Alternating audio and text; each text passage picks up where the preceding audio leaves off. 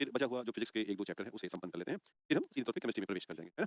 उम्मीद है कि आप सब बड़े अच्छे होंगे, अपनी तैयारी को बहुत लंबी छुट्टी ले लें। छुट्टी पे नहीं हूँ अंजना रानी, मैं वहीं हूँ, बट आपकी आपके एग्ज़ाम की जो स्थिति है वो लंबी चली गई है। इस वजह से लोड नहीं है कि इसको किया जाए, नहीं तो अब तक तो काम पढ़ा के संपन्न कर चुके होते, लेकिन मैं कहीं और पढ़ा रहा हूँ, तो इस वजह से ऐसा है, फिर भी हम इसे कंटिन्यू करते रहेंगे ऐसे ही। डेली 1 ही घंटा पढ़ा दीजिए सर जी, हाँ, ये भी हो सकता है, विचार करता हूँ मैं। चलिए, तो हम लोगों ने पिछले दिनों बायोलॉजी जब संपन्न की थी, तो हमने कहा था कि आज से हम अगली क्लासेस शुरू करेंगे पादप जगत यानी कि प्लांट किंगडम। पिछले दिनों कक्षाओं में हमने पादप से जुड़ा हुआ टॉपिक देखा था जिसका नाम था पादप से जुड़े हुए ऊतक यानी कि प्लांट टिश्यू, है ना? हाँ, ओनली सैटरडे संडे करेंगे अपन लोग 2-2 घंटे तो हो जाएगा, कोई बहुत बड़ा मामला नहीं है, एवरीथिंग इज़ क्लियर, ओके। तो आज का जो टॉपिक है वो है पादप जगत। तो आप चाहें तो इसे लिखने लगे या चाहें तो सुनें एज़ यू विल। पादप जगत को अंग्रेजी भाषा में कहते हैं प्लांट किंगडम। इसमें हम क्या कुछ सीखने वाले हैं, उसे ध्यान दीजिएगा। पहला हम जानेंगे कि पादपों का वर्गीकरण होता है, वो कैसे होगा? इस क्लासिफिकेशन पर चर्चा करेंगे। दूसरी चर्चा हम करने वाले हैं पादपों के वर्गीकरण के अलावा, वो होगा पादप की वर्गीकी या इनका जो प्लांट मॉर्फोलॉजी है, सॉरी, पादप की कार्यकी देखेंगे। पादप की कार्यकी या प्लांट मॉर्फोलॉजी पर विचार किया जाएगा, जिनमें से जड़, तना, पत्ती, फूल, फल आदि पर पढ़ाई-लिखाई की जाएगी। इसके बाद तीसरे सेक्टर पर हम पादप से जुड़े हुए प्रमुख हार्मोन और फिर इसके बाद पादप की कुछ जो पादप संबंधी रोग होते हैं, उन बीमारियों पर भी विचार करेंगे। यानी कि इन सभी पहलुओं पर आगे बढ़ते हुए आपको हम लेकर चलेंगे। तो इस तरह से जो बॉटनी का सेक्शन होता है, उस बॉटनी के सेक्शन को हम कंप्लीट कर लेंगे। ऐसा मेरा अपना अनुमान है कि बीईईओ में, सॉरी, एईडीओ में लगभग लगभग मान के चलो कि यहाँ से 2 क्वेश्चन्स आपको मिलने वाले हैं। कितने? तो हम एक आंकड़ा लेते हैं, तो वो बहुत महत्वपूर्ण आंकड़ा है, इंपॉर्टेंट फैक्ट है कि आपके लिए वो है कि एट लीस्ट 22 क्वेश्चन्स इस वाले हिस्से से मिलेंगे। तो पहले हम लोग विचार कर लेते हैं, पहला जो चैप्टर लेंगे वो होगा पादपों का वर्गीकरण। तो आइए शुरुआत करते हैं। पहला टॉपिक है पादपों का वर्गीकरण। वर्गीकरण, प्लांट क्लासिफिकेशन। पादपों का वर्गीकरण, इसे अपनी कॉपी में आप नोट कीजिएगा। गुड मॉर्निंग प्रभु जी, नमस्ते ईश्वर जी। आप भी बड़े मतलब जानदार जानदार कमेंट करते हैं, है ना?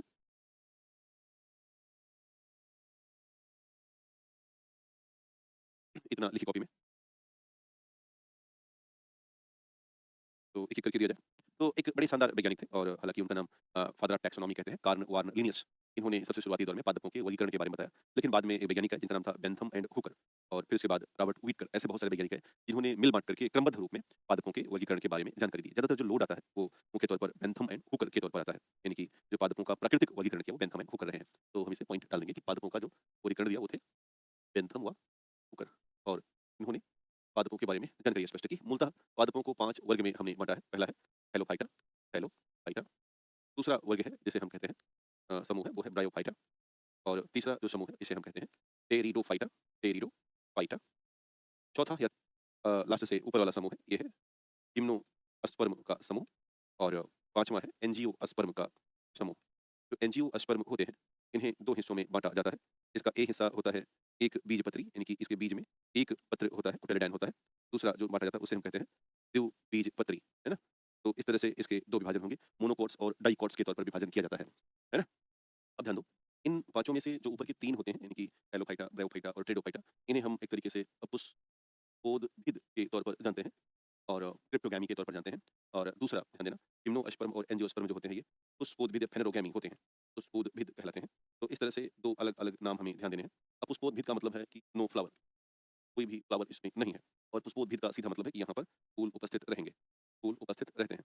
एक और बात समझने वाली है वो ये है कि जो ये 3 हैं, यानी कि हेलोफाइटा से लेकर के टेरिडोफाइटा, ये मूलतः निम्न कुल से होते हैं, यानी कि इनमें उतनी ज़्यादा जो विकास की अवस्था है वो नहीं होती। लेकिन यदि मैं चर्चा करूँ कि जिम्नोस्पर्म और एंजियोस्पर्म, तो ये उच्च कुल के पादप माने जाते हैं, है ना? इनका जो परिवार है वो बड़ा हाईटेक टाइप का परिवार है, इसलिए इनको हमने उच्च कुल के पादप की श्रृंखला में रखा हुआ है। तो ये एक सामान्य सा बंटवारा रहा है। तो पहले हम लोग थैलोफाइटा, ब्रायोफाइटा और टेरिडोफाइटा को देख लेते हैं, फिर हम जिम्नो और एंजियोस्पर्म पर विचार करेंगे। तो आइए देखा जाए। तो पहले हम लोग थैलो, ब्रायो और टेरिडो को समझेंगे। एक ही पेज में इसे समझ लेते हैं, बहुत सिंपल सा समझ है, ध्यान देना। थैलोफाइटा होते हैं, ये अत्यंत सूक्ष्म होते हैं। इनमें जड़, तना, पत्ती आदि का अभाव होता है। इनका जो शरीर है वो थैलस जैसे होता है, यानी कि एक छोटा-सा कोनिकल हिस्सा सा दिखाई देता है, जिसको हम थैलस मानते हैं, इसलिए ही इनको थैलोफाइटा कहा गया है। दूसरा, ये स्वपोषी होते हैं, अर्थात प्रकाश संश्लेषण करने की क्षमता इनमें होती है। ज़्यादातर ध्यान देना, यहाँ पर हम ज़्यादातर की चर्चा कर रहे हैं कि मैक्सिमम वो स्वपोषी होते हैं, प्रकाश संश्लेषण करते हैं। अधिक जलीय हैं और स्थलीय स्तर पर भी हो सकते हैं। कई बार ये परजीवी भी होते हैं। अब इनमें से ध्यान देना, एग्ज़ाम के हिसाब से कौन-सा महत्वपूर्ण है वो है शैवाल, कवक, लाइकेन और बैक्टीरिया। ये 4 ऐसे हैं जो थैलोफाइटा में आएँगे। हालाँकि कवकों का अपना एक समूह है, फंजाई एक वर्ग होता है, क्योंकि इधर हमें हमें इसे रखने के पीछे का एक ही उद्देश्य है कि कोई भी पादप पादप तब है जब उसमें सेल वॉल होती है। तो इसका जो थैलोफाइटा का सबसे पीछे का जो बैकअप है वो ये है कि सेल वॉल का उपस्थित होना, और जिनमें सेल वॉल उपस्थित होती है, उनको हम एक तरीके से प्लांट सेल कह देते हैं, और इसी के बेस पर उसे हम कहाँ रखे हैं?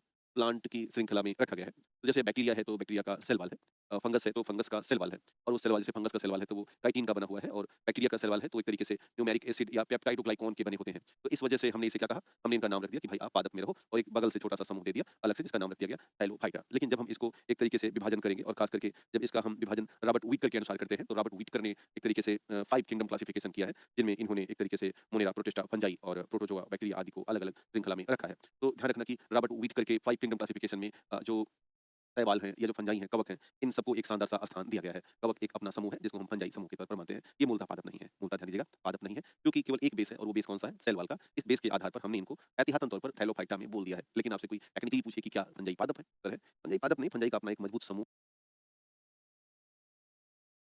है, वो एक कहा गया ना टेक्निकल।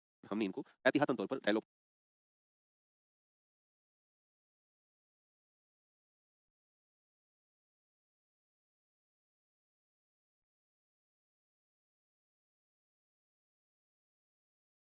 ये 4 फंगस का सेल वॉल है। तो उसे एक मजबूत हमने इनको एहतियातन तौर पर थैलोफाइटा में बोल दिया है। लेकिन आपसे कोई टेक्निकली पूछे कि क्या फंजाई पादप है? उत्तर है फंजाई पादप नहीं, फंजाई का अपना एक मजबूत समूह है, वो एक अलग वर्ग है, एक अलग वर्ग है। ये हमें ध्यान में रखना है। कई बार कुछ चीज़ें प्रभावित करती हैं तो उसे हमें अलग-अलग तरीके से समझना और जानना होता है। आवाज़ बहुत स्लो है। देखना भाई आवाज़ इनकी कैसे जा रही है।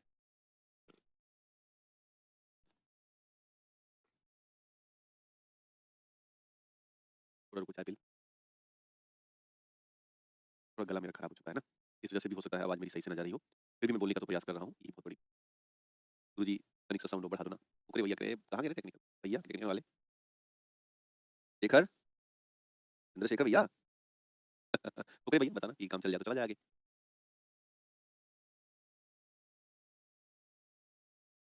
में ब्रायोफाइटा से ही पादप की शुरुआत होती है। यानी कि एक तरीके से मान के चलना कि ये पादप एक ऐसे पादप हैं जो 5 राउंड से काम चल जाएगा। ठीक है, चलिए। दूसरा जो समूह है वो है ब्रायोफाइटा। देखो, असल मायने में या सही मायने में ब्रायोफाइटा से ही पादप की शुरुआत होती है। यानी कि एक तरीके से मान के चलना कि ये पादप एक ऐसे पादप हैं जो पानी में भी होंगे लेकिन थोड़ा-सा नमी युक्त नमीयुक्त जमीन में भी आपको उपलब्धता मिलेगी, इसलिए इनको हम कहते हैं उभयचर पादप। इनका शरीर द्विभाजित होता है और हालाँकि अभी इतने बड़े नहीं है ये कि इनमें संवहनी ऊतक, जाइलम और फ्लोएम पाए जाएँ, ध्यान रखना। जाइलम और फ्लोएम इसमें पाए नहीं जाते हैं। पौधों में पत्ती और तने जैसी संरचनाएँ दिखती तो हैं, पर वो वास्तविक रूप में ना तो पत्तियाँ होती हैं, ना ही तने जैसी कोई बात होती है। मृदा संरक्षण से बताते हैं, यानी कि जिस इलाके में ये ब्रायोफाइटा होते हैं, उस इलाके की मिट्टी के कटान को रोकने की बड़ी भूमिका होती है। कपोसी होते हैं और गैमेटोफाइट कहलाते हैं। एक वर्ड है गैमेटोफाइट, इनको ध्यान रखिएगा। कुछ एग्जाम्पल्स हैं जो अपने एग्जाम में आ सकते हैं, जो ब्रायोफाइटा में। एक है लिवरवर्ट, जिसमें आता है रिसिया, मर्चेंटिया, एक और है मोसेस, एक है हार्नवार्ट और एक है टॉसोनिया। तो ये ऐसे नाम हैं जो वास्तव में आपको अपने आस-पास नहीं मिलेंगे, कारण कि ये अपने इलाकों में होते नहीं, फिर भी इनके नामों को ध्यान में रखना है। एक और है टेरिडोफाइटा। टेरिडोफाइटा ब्रायोफाइटा से और अधिक सक्षम और उन्नतशील पादप हो जाते हैं और पहली बार पृथ्वी पर उगने वाले पूर्ण रूप से उगने वाले पादप टेरिडोफाइटा के ही होते हैं। तो अगर हम पॉइंट लिखें तो ये कह सकते हैं कि पूर्ण रूप से लैंड यानी कि मृदा में उगने वाले प्रथम पादप इसी समूह से आए। इनमें जड़, तना और पत्ती आदि पाए जाते हैं और ये सैप्रोफाइट होते हैं। संवहनी ऊतक उपलब्ध है, अर्थात इनमें आपको पहली बार जाइलम मिल गया और पहली बार यहाँ से हमें फ्लोएम मिलता है। तो जाइलम और फ्लोएम की उपलब्धता होती है। इनका जो स्ट्रक्चर होता है वो लंबा होता है और पत्तियाँ सांप के समान सर्पिल टाइप की होती हैं, इसलिए इनको नाम दिया गया है स्नेक प्लांट। कुछ एग्जांपल्स हैं, उदाहरण याद रखने होंगे, जैसे ध्यान रखिएगा। उदाहरण में है फर्न, टिलाजिनेला और एडिनेंटियम एलोफिलिया और सैल्वेनिया और हारसेटेल। इतने हैं, ये भी नाम आपको बहुत थोड़े से टफ लग सकते हैं, कारण कि ये हमारे आस-पास के पौधे नहीं हैं, फिर भी इन्हें हमें ध्यान में रखना होगा क्योंकि आजकल सवाल आते रहते हैं। पर मैं आपको बता दूँ कि थोड़ा-सा जिनको मैं अलग पेन से दिखा रहा हूँ, जैसे एक फर्न ध्यान में रखिएगा और दूसरा आप इधर यहाँ पर मोसेस ध्यान में रखिएगा। ये मोसेस आते हैं ब्रायोफाइटा में और फर्न आते हैं टेरिडोफाइटा में। तो इस तरह से ये वो 3 समूह रहे हैं, जिनको हमने यहाँ पर देखा, यानी कि अपुष्प उद्भिद में इसमें पुष्प नहीं है। ये जो टेरिडोफाइटा है, यही इनमें सबसे विकसित समूह है, जिनमें पहली बार जड़, तना और पत्ती दिखाई दी और यहीं से पहली बार जाइलम और फ्लोएम नामक संवहनी ऊतक मिला। मैंने पिछली कक्षा में जाइलम और फ्लोएम संवहनी ऊतक के बारे में आपको प्रॉपर बताया हुआ हूँ, तो वहाँ से ध्यान दीजिएगा। अब इसके बाद थोड़ा-सा आगे बढ़ें तो हमें 2 मिलेंगे, एक मिलेंगे जिम्नोस्पर्म और एक मिलेंगे एंजियोस्पर्म। जिम्नोस्पर्म को हम बोलते हैं नग्न बीजी, है ना? यहाँ पे एक वर्ड यूज़ करेंगे, नग्न बीजी। है ना? या इसे कहते हैं अनावृत बीजी। तो 2 और हिंदी के नाम हो गए और अंग्रेजी भाषा में हमने इसको जिम्नोस्पर्म कहा है। यहाँ पर एक बात याद रखनी है, वो ये है कि इनके जो बीज होते हैं, बीज पर कोई आवरण नहीं होता। कोई आवरण अथवा कोई छिलका नहीं होता और सबसे बड़ी पहचान यही है कि इसलिए है इनको हमने नग्नबीजी कहा है। यहाँ पर जड़ जो कि टैप ज़्यादातर होती हैं, तना, पत्ती जो कि ज़्यादातर कोनिकल या सुई जैसी होती हैं, है ना? आपने देखा होगा जो शंकुधारी या कोणधारी वन होते हैं, ठंडे क्षेत्रों में, तो ये कोणधारी वन वास्तव में इसी जिम्नोस्पर्म इलाके से पाए या की कैटेगरी से होते हैं। तो नोकदार होने से बर्फ का असर इन पर बहुत कम हो पाता है। बीजों पर आवरण नहीं होता, फल का यहाँ पर अभाव है। इनकी जड़ भी मिला, तना भी मिला यहाँ पर और पत्ती मिल गई। और फूल भी मिल गया। यानी कि ये तमाम ऐसे हिस्से हैं पादप के जो मिले। एक नहीं मिला तो वो क्या नहीं मिला? ध्यान देना, फल की अवेलेबिलिटी नहीं है। फल के स्थान पर इनमें बीजों का समूह पाया जाता है जो शंक्वाकार होते हैं। तो ये पॉइंट हम ध्यान दे लिए कि यहाँ पर जोड़ सकते हैं कि फलों के स्थान पर बीजों का शंक्वाकार समूह होता है। बीजों का शंक्वाकार समूह पाया जाता है। बीजों का शंक्वाकार समूह पाया जाता है। तो इसे ध्यान में रखना है। आमतौर पर ये 2 रेजिन के पादप होते हैं, या तो ये मरुस्थलीय क्षेत्र यानी कि गर्म क्षेत्रों में होंगे, या तो ये पहाड़ी क्षेत्र में जहाँ पर बर्फ पड़ती है, उस रेजिन के पादप होते हैं। आमतौर पर ये संवहनी ऊतक का इस्तेमाल करते हैं, यानी कि सीधी-सी बात है, अब तो टेरिडोफाइटा से ही संवहनी ऊतक आ गए हैं। तो यहाँ पर जाइलम और फ्लोएम पूरी तरह से दिखाई देंगे, इसमें कोई दो राय नहीं है। एक और खास बात ध्यान दीजिएगा कि ये अपने प्रजनन कार्यों के लिए स्पोर बनाते हैं। एक महत्वपूर्ण बात है स्पोर फॉर्मेशन। आमतौर पे ध्यान देना कि ये वास्तव में प्रजनन के लिए होता है, और इसमें बहुत ही सूक्ष्मतम बीजाणु बनते हैं। सूक्ष्म रूप में बीजाणु होते हैं और इन्हीं के ज़रिए प्रजनन होता है। कुछ एग्ज़ाम्पल्स अपने आस-पास तो नहीं नज़र आएँगे कि हम लोग तो मैदानी क्षेत्र के लोग हैं, लेकिन कुछ एग्ज़ाम्पल्स आपको ध्यान में रखने हैं। क्या-क्या? ध्यान दीजिएगा। पहला बहुत फेमस है पाइनस, दूसरा है साइकस जो कि सबसे बड़े अंडाशय वाला एक पादप माना जाता है। सिकोया या जिसे हम रेडवुड कहते हैं, और जिंको बिलोबा, इफेड्रा और सेडरस, स्प्रूस, पाइन आदि इसमें प्रमुख है ना? इसी में चीड़ और देवदार, है ना? जो अपनी भाषा में याद रखेंगे कि चीड़ और जो देवदार के पेड़ होते हैं, वो इसी कैटेगरी में आते हैं, जिनको हम जिम्नोस्पर्म के तौर पर मानते हैं। अब चूँकि यहाँ पर फल है ही नहीं, तो सीधी-सी बात है, इनका ज़्यादातर इस्तेमाल फर्नीचर के लिए करेंगे, जलावन लकड़ी के लिए करते हैं, दवाओं के लिए, केमिकल के लिए करते हैं, घर आदि बनाने के लिए इनका इस्तेमाल किया जाता है, जो कि जिम्नोस्पर्म कैटेगरी से पूछे जाते हैं। अब इसके बाद ध्यान देना, अगला है एंजियोस्पर्म, है ना? इसे हिंदी में कहते हैं आवृतबीजी। कहने का आशा है कि यह या इनके जो बीज होते हैं, इनके जो बीज होते हैं, के ऊपर आवरण अथवा छिलका मिलता है, अथवा छिलका प्राप्त होता है। एक और खास बात इसकी समझनी है, वो ये है कि यहाँ पर इनकी एंजियोस्पर्म में पादप के सभी भाग प्राप्त होते हैं। पादप के सभी भाग पूर्णतया प्राप्त होते हैं, पूर्णतया प्राप्त होते हैं। यानी कि इनमें किसी की भी कमी नहीं है। जैसे देखो, यहाँ पर फल नहीं था ना, बट यहाँ पर दोनों हिस्से आ जाएँगे। यानी पादप का जो भौतिक भाग है, वो भी आपको यहाँ पर मिलेगा, अर्थात जड़ भी है पादप में, तना भी है पादप का, और पत्ती भी है पादप का, और यहाँ पर ध्यान देना, पादप का जो जनन भाग है पूरा का पूरा वो मिलेगा। यानी कि फूल भी है यहाँ पर, और फल भी मिलेगा, और फल के भीतर बीज भी मिलेगा। ये सारी चीज़ें यहाँ पर अवेलेबल हो जाती हैं। यानी कि ये पूर्णतः जो पादपों की कैटेगराइज़ेशन हो सकती है, जो पादप जिसकी परिभाषा में शामिल किए जा सकते हैं, वो सारी बातें यहाँ पर उपलब्ध हो जाती हैं। इसके बाद एंजियोस्पर्म की एक और खास बात है कि एंजियोस्पर्म में ही पहली बार पूर्ण विकसित संवहनी ऊतक यानी कि जाइलम और फ्लोएम की अवेलेबिलिटी होती है। ये 2 तरह के होते हैं, जैसा कि हमने पूर्व कक्षा में समझाया आपको। एक होते हैं एकबीजपत्री और एक होते हैं द्विबीजपत्री। तो अगर हम इनके विभाजन को थोड़ा और ज़्यादा ईज़िली आपको समझाएँ या आगे बढ़ें, तो इनका विभाजन 2 स्तर पर है। एक है एकबीजपत्री और एक है द्विबीजपत्री, मोनोकोट्स और डाइकोट्स। तो अगर हम इनके प्रकार आपको समझाएँ, तो 2 प्रकार दिखेंगे। एक प्रकार होता है जिसे हम कहते हैं एक बीजपत्री, क्या कहेंगे? एक बीजपत्री, और दूसरा जो विभाजन होता है, उसे कहा जाता है द्विबीजपत्री। द्विबीजपत्री, डाइकोट्स के नाम से जानते हैं। इसे कहा जाएगा डाइकोट्स, और उस वाले को कहा जाएगा मोनोकोट्स। इसे कहेंगे मोनोकोट्स, मोनोकोट्स के नाम से जानेंगे। तो ये 2 हमें ध्यान में रखने हैं। अब दोनों में बेसिक अंतर क्या है और दोनों के उदाहरण कौन होते हैं, वो समझिएगा। अगर हम एक बीजपत्री के मामले को समझाएँ आपको, इसमें यदि मैं उदाहरण के तौर पर धान लेता हूँ, यानी कि पैडी, तो ऐसे समझना, मान लीजिए कि ये कोई धान का पेड़ है, इसकी ये रूट्स हैं और ऊपर धान के अपने होते हैं, ठीक? ऐसे मान लें। और दूसरा यदि मैं इधर एग्ज़ाम्पल लेता हूँ, द्विबीजपत्री का, तो एक आम का एग्ज़ाम्पल ले सकते हैं, सपोज़ दैट ये आम का एक पेड़ है जिसको हम आपको दिखाना चाहते हैं, है ना? कि इसमें हमने एक आम भी लगा रखा है। तो अब ऐसे ही समझना अंतर करके, जैसे यदि मैं इनकी रूट देखूँ, जड़, तो वो फाइब्रस है और कमज़ोर है ना? इस तरह की है। बट अगर मैं इस आम के पेड़ की जड़ देखूँ, तो ज़रा देखना, इनकी जड़ें मोटी, बड़ी व मजबूत पाई जाएँगी। तो बड़ा अंतर एक दिख गया। थोड़ा और आगे बढ़ें, तो इनके तनों को देखें, इनका तना सामान्य कमज़ोर है, सामान्य होता है, तथा तने में कैम्बियम पूल, जिसको हम आमतौर पे छाल कह सकते हैं, छाल तो नहीं है, टेक्निकली छाल के अंदर है ये। सर बहुत स्लो बढ़ते हैं। क्या करें? कूद मरे, हल्ला काटें, देखो, देखो मैं आया, शेर आया, अरे पागल लड़की। ऐसे ही पढ़ाई होती है, लिखते चलो, समझते चलो, पढ़ते रहो। तो फिर क्या करें? ये जो दौर है ना हल्ला काटने का, अरे मैं तोड़ देंगे, फोड़ देंगे, ये सब कुछ होता नहीं है। बहुत शालीनता से अध्ययन होता है। अध्ययन का मतलब क्या है? शालीनता, सौम्यता, अनुशासन, ये सब अध्ययन की श्रृंखलाएँ होती हैं। क्या करूँ? देखो, देखो शेर आया करूँ? तोड़ देंगे, फोड़ देंगे, लाइक करो, कमेंट करो, नहीं तो जल नहीं पिया। अरे यार, क्या आदत है? क्यों आती हो ऐसा कमेंट करने में? पढ़ाई करो, लिखा लिखो आराम से, समझो उसको, वास्तविकता का ज्ञान प्राप्त करो। अंतिम उद्देश्य सिलेक्शन है। हल्ला काटने, पेज काटने से कुछ होता ना है बेटा। खूब सारे पीवाईक्यू हल करो, जितने पीवाईक्यू हो सके। ईश्वर ने आपको मौका दे रखा है। ये कमेंट हमने तुरंत देख लिया। हाँ, इसलिए देख लिया कि बदमाशी कर रहे थे आप। ठीक है, मैं सभी को ये सलाह दूँगा कि जितना मौका मिला है, अभी देखो अब फरवरी आ गया ना इससे, फरवरी और मार्च, ये 2 महीने 60 दिन होते हैं। 60 दिन में खूब सारे पीवाईक्यू और खूब सारे एमसीक्यू हल करिए। जितना ज़्यादा प्रैक्टिस कर सकें उतना ही ज़्यादा शानदार काम होगा। जैसे फिजिक्स का ना मैक्सिमम चैप्टर आपका तैयार हो चुका है, उसको देखिए। दूसरा ये जो बायोलॉजी है इसका भी मैंने लगभग पढ़ा रखा है। तो उसको भी आप पीवाईक्यू को हल करो, खूब एमसीक्यू काम करो, है ना? तो बेहतर होगा। सर आप लोग एमसीक्यू इंपॉर्टेंट सॉल्व कराएँगे? नहीं, नहीं मैं नहीं कराऊँगा, क्यों कराऊँगा? अपने स्तर पर करो, तनख्वाह मुझे दोगे, मैं जितना करा रहा हूँ पर्याप्त है ये। बस आप भी कुछ करो बेटा, नहीं करोगे तो कैसे काम चलेगा? युद्ध है ना ये, आप अगर नहीं करोगे तो कोई और कर ले जाएगा। ये सवाल ध्यान दो कि सरकार को तो पद अपना भर लेना है ना, वो तो भर लेगी, तो कोई और उठा ले जाएगा, तो बेहतर है आप उठा ले जाओ, ठीक है? आइए देखिए, तो तनों में कैम्बियम पूल नहीं होते, यहाँ पर कैम्बियम पूल नहीं पाया जाता। हमने पिछली क्लास में कैम्बियम पूल आपको दिखाए हैं कि कहाँ पर होता है, यहाँ पर नहीं होता। लेकिन अगर इनके तनों की बात करें, देखो ज़रा यहाँ पर, इनके तने कैसे हैं? मोटे, मजबूत और यहाँ पर कैम्बियम पूल पाया जाता है, कैम्बियम पूल पाया जाता है ना? आगे बढ़ें। आजकल देखो तो अमेरिका में कुछ एआई वीडियो बहुत सारे चलते हैं। पेड़ फट जा रहे हैं बीच से ठंड की वजह से। बेसिकली वो फटते तो नहीं है पेड़, हल्का-सा दरारें आती हैं लेकिन लोग एआई से बना दिया कि इतना ठंड पड़ रही है कि पेड़ फट रहे हैं। खैर, इसके अलावा और आगे बढ़ें तो इनकी पत्तियों को अगर देखें, एक बीजपत्री की तो पत्तियाँ लंबी हैं, वो आर्य होती हैं, इनकी थोड़ा-सा शार्प ईज़ वाली होती हैं, आर्य हैं और बीच में मिड रिब बहुत दूर तक दिखाई देती है। अगर इनकी हम पत्तियों को देखें, तो पत्तियाँ हल्की चौड़ी होती हैं और जालीनुमा होती हैं, यानी कि नेट लाइक स्ट्रक्चर वाली होती हैं। चौड़ी हैं और जालीनुमा हैं। आमतौर पर एक बीजपत्री में 3 फ्लोरल पार्ट पाए जाते हैं। अगर फूल की बात करें, तो फूल में 3 पंखुड़ी जैसी स्थिति बनती है। लेकिन अगर हम द्विबीजपत्री की बात करें, तो 4 या 5 पंखुड़ियाँ या उससे ज़्यादा भी दिखाई देती हैं। तो फूल पर अगर हम चर्चा करें, 4 या 5 पंखुड़ी अथवा फ्लोरल पार्ट दिखाई देते हैं। यदि हम इनके बीज की चर्चा करें, इसमें जो कोटाइलेडोन है, वो वास्तव में एक होता है या इसे हम एक पत्र कहते हैं, वन कोटाइलेडोन।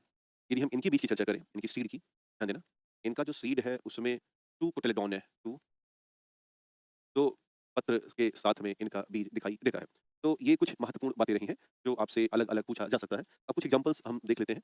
जैसे मान के चलना कि यदि हम एक बीजपत्री के उदाहरण देखें तो धान, गेहूँ, मक्का, ज्वार, बाजरा, नारियल, ये सब एक बीजपत्री में आते हैं। यदि हम द्विबीजपत्री की बात करें, तो इसमें सभी तरह की दलहन, तिलहन, है ना? या जो जायद की फसलें होती हैं, ख़ास करके तरबूज, खरबूज, खीरा, ककड़ी, है ना? आम, अन्य फसलों में आम, अन्य पौधों में महुआ, बरगद, पीपल, जामुन, बेल, ये तमाम ऐसे पादप हैं, जो द्विबीजपत्री के तौर पर आते हैं। तो ये रहा दोस्तों वो विभाजन, जो हम लोगों ने पादपों के मुख्य वर्गीकरण में समझे। हेलोफाइटा, ब्रायोफाइटा, टेरिडोफाइटा, जिम्नोस्पर्म और साथ ही साथ एंजियोस्पर्म, और एंजियोस्पर्म में एक है एकबीजपत्री और दूसरा है द्विबीजपत्री। कौन-कौन सा? एकबीजपत्री और दूसरा हो गया द्विबीजपत्री। तो ये 5 ऐसे पादपों के विभाजन रहे हैं, जिन्हें हमें समझना है। अब मैं आपका एक टेस्ट छोटा-सा लेता हूँ, ज़रा बताना कि टेरिडोफाइटा के एग्ज़ाम्पल्स क्या-क्या रहे हैं? बिना देखे कमेंट कर सकते हो तो करिए। टेरिडोफाइटा के 2 प्रमुख उदाहरण बताइए। ऐसे ही ध्यान में रखो, रिवीजन करो। टेरिडोफाइटा के 2 प्रमुख उदाहरण बताइए। नेक्स्ट आपको बताना है कि ब्रायोफाइटा में कुछ उदाहरण कौन-कौन से होते हैं? ब्रायोफाइटा के कुछ उदाहरण कौन-कौन से होते हैं? बिना देखे सोचो ज़रा, कि मुश्किलें यहाँ आएँगी 2 में, ब्रायोफाइटा में और टेरिडोफाइटा के एग्ज़ाम्पल्स याद करने में प्रॉब्लम आ सकती है। एक और मेरा सवाल है, वो ये है कि पाइनस पादप किस समूह में आते हैं? पाइनस पादप किस समूह से आते हैं? पाइनस पादप किस समूह से आते हैं? तो कुछ ऐसे प्रश्न हैं जिनको आप चिन्हित करें और आगे बढ़ा जाए। हाँ, सबके उत्तर अब देख के लिख रहे हो तो भी ठीक है, नहीं देखें तब भी ठीक है। हुँ? इसके बाद हम अगले हिस्से की तरफ रुख कर रहे हैं, जिस टॉपिक का नाम है प्लांट मॉर्फोलॉजी। इसे हम कहते हैं पादप कार्यकी। किसी भी पादप में अगर देखा जाए, रूट है, स्टेम है, लीफ है, फ्लावर है और फ्रूट है। तो इन्हीं को मिला के बनता है पादप कार्यकी या प्लांट मॉर्फोलॉजी। हिंदी में कहेंगे कार्यकी। तो किसी भी पादप के 2 भाग हैं, तो ऐसे हम लिखेंगे पादप के भाग, पादप के भाग, पार्ट ऑफ प्लांट। और इसके 2 भाग देखेंगे, एक होता है भौतिक भाग और एक होता है जनन भाग, यानी कि फिजिकल पार्ट और रिप्रोडक्टिव पार्ट। तो पहला भाग है भौतिक भाग और दूसरा भाग है जनन भाग, जनन भाग। भौतिक भाग के जो हिस्से हैं उनको ध्यान में रखना है। वो हैं नंबर 1 पर जड़, यानी कि रूट, नंबर 2 पर है तना, यानी कि स्टेम, नंबर 3 पर है पत्ती यानी कि लीफ। जड़ भाग में 2 प्रमुख हिस्से हैं, एक है फूल और दूसरा है फल। तो इस तरह से हम अब पाँचों को एक-एक करके अध्ययन में शामिल करेंगे। यानी हम जड़, तना, पत्ती समझेंगे, फूल और फल आदि पर विचार करेंगे। तो पहला जो हमारा टॉपिक है वो है रूट यानी कि जड़। तो शुरुआत यहीं से करते हैं, जड़ यानी कि रूट। आइए आगे बढ़ा जाए और देखा जाए कि जड़ यानी कि रूट में हमें क्या समझना है और किस स्तर पर बातचीत करनी है। तो कुछ ऐसे पॉइंट हैं जिसको हमें ध्यान में रखना है कि प्लांट के अपने कुछ रिस्पॉन्सेस होते हैं, है ना? जब हम एनवायरनमेंट के स्तर पर बात करते हैं तो कुछ हम ग्रेविटोट्रोपिज्म होते हैं, कुछ हम फोटोट्रोपिज्म होते हैं, कुछ थिग्मोट्रोपिज्म होते हैं, है ना? ऐसे पॉइंट होते हैं और इसी से जुड़ा हुआ कुछ कॉन्सेप्ट है जिसको हम आपको बताने वाले हैं, है ना? तो रूट्स का काम क्या है? तो उसे देखा जाए तो उससे बेहतर चीज़ें निकल के आएँगी। तो पहली बात तो रूट्स जो होती हैं अगर हम देखें कि क्या है इनका, तो रूट यानी कि जड़ें पेड़-पौधों का आधार होती हैं आधार होती हैं, जिनका अपना कुछ काम है, जैसे स्थिरता प्रदान करना, स्थिरता प्रदान करना। दूसरा कार्य है पोषण कार्य, तीसरा काम है मृदा से जल व खनिज प्राप्त करना, जल व खनिज प्राप्त करना।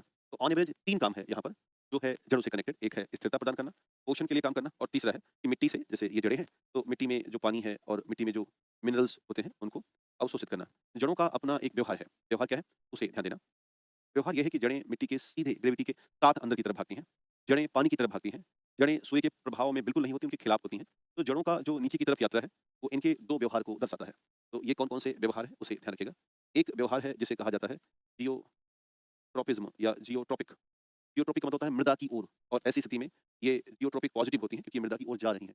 एक और हमें ध्यान देना है, वो है हाइड्रोट्रोपिक। इसका मतलब होता है पानी की ओर। तो जहाँ मृदा होगी उधर ही पानी होगा। तो जड़ें जियोट्रॉपिक और हाइड्रोट्रोपिक पॉजिटिव होती हैं, उनकी तरफ स्टिमुलेट होती हैं नीचे की तरफ। लेकिन अगर हम देखें कि इधर का व्यवहार, तो ये सूर्य है, और हम यहाँ पर अगर जड़ों का व्यवहार पता करें, तो जड़ें जो फोटोट्रॉपिकम होता है, फोटोट्रॉपिक कंडीशन अगर देखी जाए, तो ये नेगेटिव होती हैं। कारण कि ये सूर्य के अपोजिट डायरेक्शन में है, यानी कि सूर्य के या सूर्य प्रकाश के विरोध में है। कि विपरीत स्थिति में होने के नाते जड़ों को हमने फोटोट्रोपिक नेगेटिव के तौर पर माना है। फोटोट्रोपिक नेगेटिव के तौर पर माना है। तो ध्यान रखना, जियोट्रोपिक और हाइड्रोट्रोपिक पॉजिटिव होती हैं, बट फोटोट्रोपिक नेगेटिव में आती हैं। ये कुछ कॉन्सेप्ट रहे हैं। अगर हम थोड़ा और आगे बढ़ें, तो हमें जड़ों के प्रकार समझ में आते हैं। जड़ें मूलतः कुछ इस तरह से मॉडिफाइड और डिवाइड होती हैं। उनको अगर देखें, तो एक होती है टैप रूट मॉडिफिकेशन, और एक होता है adventitious root modification. Tap root को हम कहते हैं मूसला जड़ें, और एडवेंटिशियस को बोलते हैं हम आपस्थानिक जड़ें। इसका हिंदी होगा आपस्थानिक जड़ें। जिनमें ध्यान रखना कि टैप रूट में 2 आती हैं। एक आती हैं स्टोरेज वाली, जिनको हम भंडारण के तौर पर समझते हैं, और एक आती है ब्रीदिंग रूट, जो सांस लेती हैं। स्टोरेज में आती है कोनिकल, जिसमें मुख्य तौर पर आती हैं गाजर, तो कोनिकल में आएंगी गाजर। दूसरी होती है फ्यूजिफॉर्म कर्करूपी, इसमें होती है मूली। और नेपी फॉर्म में आती है, इसे हम हिंदी में कुंभीकार के तौर पर जानते हैं। और कुंभीकार में मूलतः जो जड़ें होती हैं, उसमें 2 आएंगी। एक आता है चुकंदर, एक आएगा चुकंदर, और दूसरा आता है इसमें सलजम, टर्निप। सलजम या टर्निप के तौर पर जानते हैं। ये 3 हैं, कोनिकल, फ्यूजिफॉर्म और नेपिफॉर्म। अब एडवेंटिशियस की तरफ बढ़ें, तो इनमें 3 बंटवारा होता है। एक स्टोरेज का है, यानी कि भंडारण का, एक मैकेनिकल सपोर्ट का है, यानी कि यांत्रिक सहारे का, और एक वाइटल फंक्शन का है। तो ये 3 ऐसे अलग-अलग बंटवारे हैं, जो कि एडवेंटिशियस में होते हैं। स्टोरेज का मतलब है कि ये अपने अंदर कुछ भंडार करें, खास करके पोषक पदार्थों का संग्रहण करती हैं। इसका मतलब हो गया कि ये जड़ें पोषक तत्वों का संग्रहण करेंगी। इसलिए इनको हमने नाम दिया है स्टोरेज एडवेंटिशियस रूट, जिनमें से ट्यूबरस रूट आती हैं, फेसिकुलेटेड होती हैं, नोडुलोज होती हैं, मोनिफॉर्म होती हैं, और एक होती हैं एनुलेटेड। ये 4-5 नाम आपको ध्यान में रखने होंगे। कुछ मैकेनिकल रूट्स होती हैं, उनको ध्यान में रखना है, जैसे प्रॉप रूट होती है, स्टिल्ट रूट होती है, जैसे प्रॉप में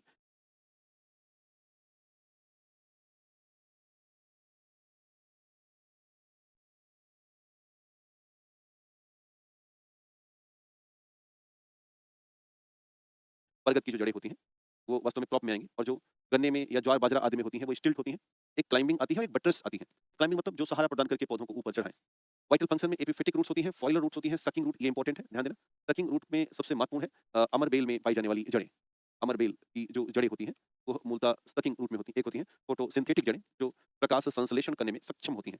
जड़ें भी भोजन बना सकती हैं, जिनको हम प्रकाश संश्लेषण सक्षम जड़ों के तौर पर जानते हैं। सक्षम जड़ों के रूप में जानते हैं।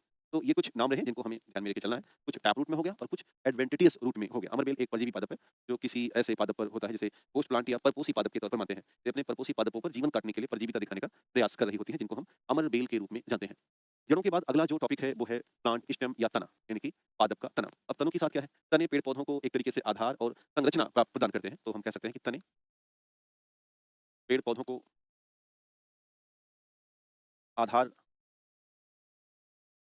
व संरचना प्रदान करते हैं, और यह नोड और इंटर नोड को मिलाकर के बनते हैं। और यह नोड व इंटर नोड को मिलाकर बनते हैं। जैसे ध्यान देना, ये जो हिस्सा है नोड है, और 2 नोड के बीच में जो हिस्सा है, वो इंटर नोड होता है, जहाँ से पत्तियाँ निकलती हैं, है ना? पत्तियाँ जहाँ से तनों से निकलती हैं, जहाँ से तनों से निकलती हैं, अथवा कलियाँ निकलती हैं, कलियाँ निकलती हैं, उन्हीं को हम नोड के नाम से जानते हैं। और एक शब्द है इंटरनोड, इंटरनोड, ध्यान देना, 2 नोड के बीच का, 2 नोड के जो बीच का स्थान है या गैप होता है, उसे हम इंटरनोड के तौर पर जानते हैं। एक और बात ध्यान देना, कोई भी तना हो या कोई भी जड़ हो, उसके निकलने का जो ओरिजिन का स्थान है वो उसका बीज है, जैसे ये सीड। तो ध्यान ये रखना है कि सीड जब अंकुरित होते हैं तो उनके 2 हिस्से होते हैं। एक ये वाला जो हिस्सा है, इस हिस्से को हम बोलते हैं प्लूम्यूल, क्या बोलेंगे? प्लूम्यूल। और एक आगे का जो कोनिकल नोक हिस्सा वाला ये देखा, ये वाला हिस्सा, इस भाग को हम बोलते हैं रेडिकल, क्या बोलेंगे? रेडिकल। तो जो प्लूम्यूल है, यही प्लूम्यूल आगे चल कर के तनों में परिवर्तित होता है। तनों में परिवर्तित होगा। तो अब सवाल आ सकता है कि तने कहाँ से बनते हैं? तो जवाब हो जाएगा कि बीज के प्लूम्यूल से। कहाँ से? बीज के प्लूम्यूल वाले पार्ट से तने बनते हैं। और अगला सवाल कि जड़ें कहाँ से बनती हैं? जवाब हो जाएगा रेडिकल से जड़ों का विकास होता है। जड़ों का जो विकास शुरू होता है, वो सीड के रेडिकल पार्ट से होता है। तो अब ये जो रेडिकल वाला पार्ट है, ये नीचे चला जाएगा और जो प्लूम्यूल वाला पार्ट है, वो ऊपर चला जाएगा। तो इस तरह से एक रेडिकल नीचे जाता रहेगा और प्लूम्यूल ऊपर चलता रहेगा। तो प्लूम्यूल आगे चल कर के नोड, नोड, नोड, नोड में कन्वर्ट हो जाएगा और एक नोड से दूसरे नोड के बीच में इंटर नोड होगा और जो रेडिकल है, वो आगे चल के ब्रांचेज़ बढ़ाएगा, जो कि एक मजबूत जड़ों के तौर पर जाना जाता है। तो किसी भी पादप की जो भावना है, वो प्लूम्यूल और रेडिकल से शुरू हो रही है। उम्मीद है कि समझ में आ रहा है। मुझे बताना कि तनों का कॉन्सेप्ट समझना है। देखो मैं उतना ही बताऊँगा या वही पढ़ा रहा हूँ जो अपने एग्ज़ाम के हित में होगा, है ना? ये हम ध्यान में रख रहे हैं। तो तनों के साथ ये कॉन्सेप्ट है नोड और इंटर नोड आपको ध्यान में रखना है। खैर, तनों के कई सारे प्रकार होते हैं। यदि हम तनों के प्रकार की बात करें तो यहाँ पर एक हेडिंग होगी प्रकार और किसका? स्टेम का। मूलतः 3 तरह के तने होते हैं। एक होते हैं अंडरग्राउंड या भूमिगत तना, एक होता है अर्ध वायुवीय तना, अर्ध वायुवीय स्टेम होता है तना और एक और होता है तीसरा जिसे हम कहते हैं वायुवीय स्टेम या एरियल स्टेम। 3 कैटेगरी के तने होते हैं। अब इन 3 कैटेगरी के तनों को हम समझें और जानें तो हमें काफ़ी कुछ समझने को मिलेगा। जैसे अगर हम इन्हें विभाजित करें और समझें तो 3 मिले, एक अंडरग्राउंड, एक एरियल और एक सब एरियल। तो पहले अगर हम देखें आपको अंडरग्राउंड में कौन-कौन आते हैं तो वो ज़्यादा महत्वपूर्ण होगा। तो अंडरग्राउंड में 4 तरह की कैटेगरी होती है। एक होता है राइज़ोम, एक होता है कॉम्ब, एक होता है बल्ब और एक हिस्सा होता है ट्यूबर। राइज़ोम में कौन-कौन आएँगे? तो पहला मैं एग्ज़ाम्पल लिख लेता हूँ पार्ट का कि भूमिगत तनों के प्रकार। हेडिंग होगी भूमिगत तनों के प्रकार या टाइप ऑफ अंडरग्राउंड स्टेम, ये हमारी हेडिंग हो गई। तो आपको भी ऐसे ही लिखना है कि type of underground stem, type of underground stem. तो पहला जो हिस्सा हमें दिखा वो दिखा राइज़ोम। कौन सा है? राइज़ोम। ये पहला प्रकार है। इनमें भी बहुत सारे एग्ज़ाम्पल आते हैं, इसे ध्यान देना। पहला तो आपको दिख ही रहा है कौन-सा? जिंजर या इसे कहते हैं अदरक। इसके अलावा भी बहुत सारे एग्ज़ाम्पल्स हैं, जैसे मान के चलना टर्मरिक यानी कि हल्दी। इसके अलावा है बनाना यानी कि केला। इसके अलावा है फर्न। तो 4 आपको याद रखने हैं, बनाना, फर्न और ये तमाम पॉइंट ध्यान में रखना। दूसरे होते हैं कॉम्ब स्टेम या अगला हम लिखें नंबर 2 तो मैं इसको यहीं पर इसको मोड़ रहा हूँ। अगला अगर देखिए तो ये ट्यूबर दिख रहा होगा। नंबर 2 लिखना है ट्यूबर तना, ट्यूबर तना और इसमें आपको याद रखना होगा सबसे ज़्यादा महत्वपूर्ण है आलू यानी कि पोटैटो, आलू यानी कि पोटैटो, है ना? और एक आर्टिचोक करके होता है, ARTICHOAE आर्टिचोक। इसके अलावा बल्ब में ओनियन और गार्लिक आते हैं। तो तीसरा अगर हम बात करें तो वो बल्ब स्टेम होगा, जिसमें हम बात करेंगे प्याज और लहसुन, ओनियन एंड गार्लिक, प्याज और लहसुन, ठीक है? और सबसे लास्ट में है कॉम, जिसमें आता है सूरन यानी कि एलिफेंट फूट याम या ओल कहते हैं इसे, ये हमें ध्यान में रखना है ना? तो ऐसे कुछ एग्ज़ाम्पल्स हैं। बाकी वायवीय और अर्ध वायवीय भी होते हैं। जैसे ये जो एग्ज़ाम्पल है ये वायवीय तनों का है, इसे याद रखिएगा, ये है वायवीय तना। क्या-क्या? टेंड्रिल होता है जिसमें कुकुम्बर यानी खीरा, पम्पकिन और ग्रेप वाइन होती है यानी कि अंगूर। एक थ्रॉन स्टेम होता है नंबर 1, नंबर 2 थ्रॉन में आता है सिट्रस प्लांट, जितने नींबू कुल के पौधों में जो कांटे होते हैं वो तने होते हैं बेसिकली। एक बोगनविलिया के स्तर पर ध्यान देना। तीसरा होता है फॉलिक्युलेट स्टेम जिसमें हम कैक्टस और एस्पैरगस के नाम याद रखते हैं, ठीक? अगले हैं अर्ध वायवीय तने। अर्ध वायुवीय तनों के तौर पर होते हैं, जिनमें पहला है रनर, जिसमें लॉन ग्रास यानी कि जो सामान्य घास होती है वो, और स्ट्रॉबेरी आता है, स्टोलन में मिंट, पिपरमिंट और जैस्मिन, ऑफसेट में हायासिन्थ जिसे हम जलकुंभी कहते हैं और पिस्टिया पादप होता है, शक्कर में बनाना और पाइन एप्पल के नाम पूछे जा सकते हैं। तो आजकल ना यहाँ से खूब खूब सवाल आते हैं, इसलिए आपको ध्यान में रखना है। अगला जो हिस्सा है फिजिकल पार्ट का, वो है प्लांट लीफ या पादपों की पत्तियाँ। प्लांट लीफ या पादपों की पत्तियाँ। खैर, आज के इस पूरे प्रसंग में अब यहीं तक हमारी आपकी बातचीत होगी। हम नेक्स्ट अभी हमने 2 आपने एक सुझाव दिया कि या तो हम इसे 1 घंटा पर डे कर लें, तो ये अच्छा रहेगा। काम के समय आज मैं इस पे चर्चा कर लेता हूँ, यदि हम चाहें तो इसे 1 घंटा पर डे भी कर सकते हैं या शनिवार संडे कर लें।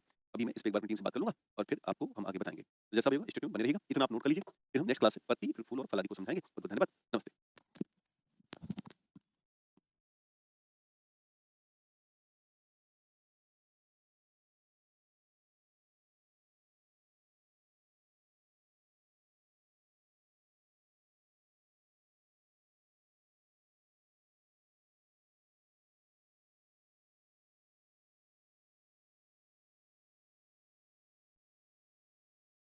ये से आपके साथ साझा करते हैं।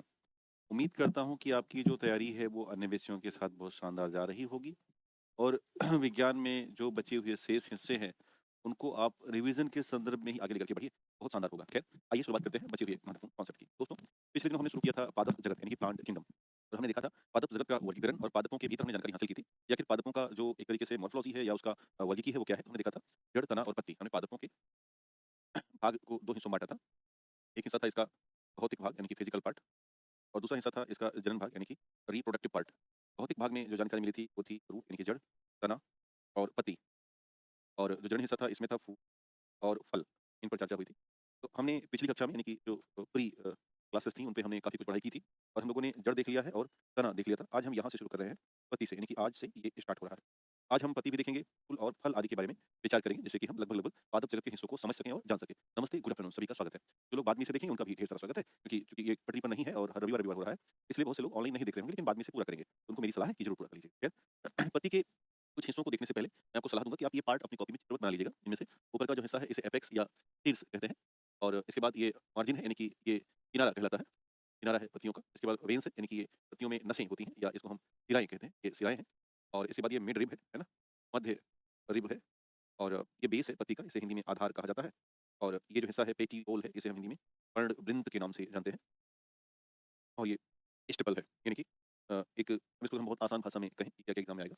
एक तो सवाल पूछेंगे पर्णवृंत, तो पत्ती और तनों के बीच का जो डंठल वाला भाग है, इसे हम कहते हैं पेटिओल।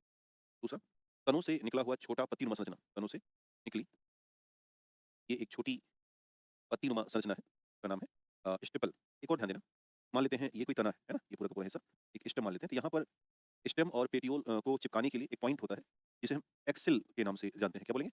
एक्सिल पॉइंट है ये, तो इसे ध्यान देना। एक और थोड़ा आगे बढ़ें, तो वो है बेस और मिड-रिब को ध्यान देना, ये पूछ सकता है। ये पत्तियों का मध्य सिरा होता है, मध्य सिरा है ये, जिसके माध्यम से जाइलम और फ्लोएम, है ना? जो संवहनी ऊतक होते हैं, जाइलम व फ्लोएम जल व भोजन का संवहन करते हैं। जल व भोजन का संवहन करते हैं। तो ये चित्र और इस चित्र के जो हिस्से हैं, इनको और जितना हमने लिखा उनको थोड़ा-सा नॉलेज में रखना होगा। एक और बात ध्यान देना, इन्हीं पत्तियों पर ऐसी सूक्ष्म-सूक्ष्म छिद्र पाए जाते हैं, छोटे-छोटे और इन छिद्रों को हम मुख्य तौर पर स्टोमेटा के नाम से जानते हैं। तो आप ऐसे पॉइंट कर लेना कि पत्तियों पर सूक्ष्म छिद्र होते हैं और इन सूक्ष्म छिद्रों को नाम दिया जाता है स्टोमेटा और इन्हीं स्टोमेटा के खुलने और बंद होने पर 3 क्रियाएँ होती हैं। जब ये खुलते हैं अथवा ये अपने हिसाब से बंद होते हैं, तो इनके खुलने और बंद होने के आधार पर 2-3 क्रियाएँ होती हैं, उनको ध्यान रखना। क्या-क्या होगा? तो एक तो प्रकाश संश्लेषण होगा, दूसरा वाष्पोत्सर्जन होगा, वाष्पोत्सर्जन और तीसरा श्वसन की क्रिया होती है। तो जब भी आपसे कोई पूछे कि पत्तियों के मूल काम क्या हैं, तो पत्तियों के मूल 3 काम हैं। क्या-क्या? तो वाष्पोत्सर्जन के साथ-साथ श्वसन और सबसे जो मुख्य है वो तो आपको भली-भाँति पता है। वो होता है पत्तियाँ अपना प्रकाश संश्लेषण करती हैं और वो भोजन बनाती हैं। तो ये कुछ ऐसे चित्रवत जानकारी को आप अपनी कॉपी में रखेंगे, तो बेहतर होगा। खैर अब इसको हम और आगे बढ़ाएँ, तो इनके बारे में हम समझेंगे। तो प्रकाश संश्लेषण और इसके आधार पर पौधों के प्रकार जानें, तो हमें काफ़ी कुछ नॉलेज मिलेगा। तो थोड़ा-सा पत्ती का परिचय लेते हुए प्रकाश संश्लेषण उनके आधार पर पादपों के प्रकारों को जानेंगे। तो लिख देना ऐसे परिचय।